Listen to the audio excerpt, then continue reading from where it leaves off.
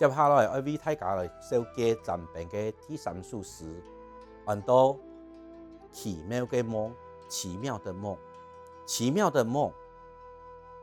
腳尖一蹬，我就飛起來，我飛上屋頂，我飛上彩虹，我飛上星星。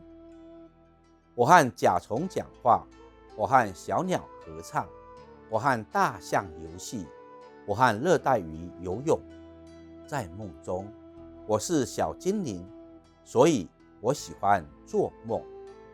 雙信呢首詩總共有10行，分作2段。第一段4行，第二段6行。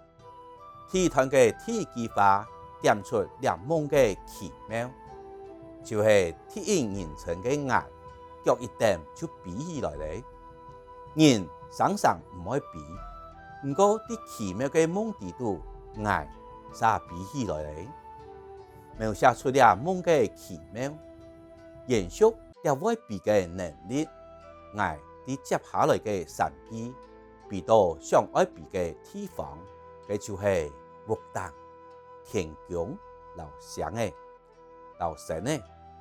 對超輕嘅7格嘅屋頂到遠遠嘅天宮，再閉到親遠嘅神嘅。對早晨到暗晡，閉到7格，日日向往許多嘅所在。呢奇妙嘅夢地度，愛閉到多，實現了7格嘅夢想。第二段延續7格愛閉嘅能力，還做得忍耐嘅。啲同大自然嘅動物共下，像係同解憂鼓共下講話，老雕嘅共下合唱，同太上共下遊戲共下搞，還做得同熱帶魚共下游水，體現同大自然嘅動物和諧相處嘅畫面。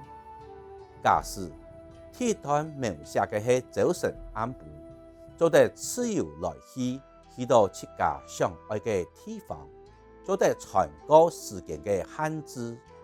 第二段就是打破空間上嘅限制，除咗做得接近日常生活，上頭看得到嘅動物，未做得同遠離嘅動物，像雕嘅太上共下。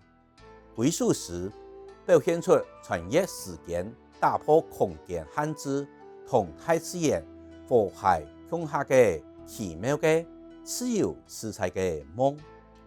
第二段嘅美行，作者加上了自信嘅描寫，講出7格啲夢地度係小精靈，有絕對嘅能力打破空間、穿越時間，博7格浩博嘅夢。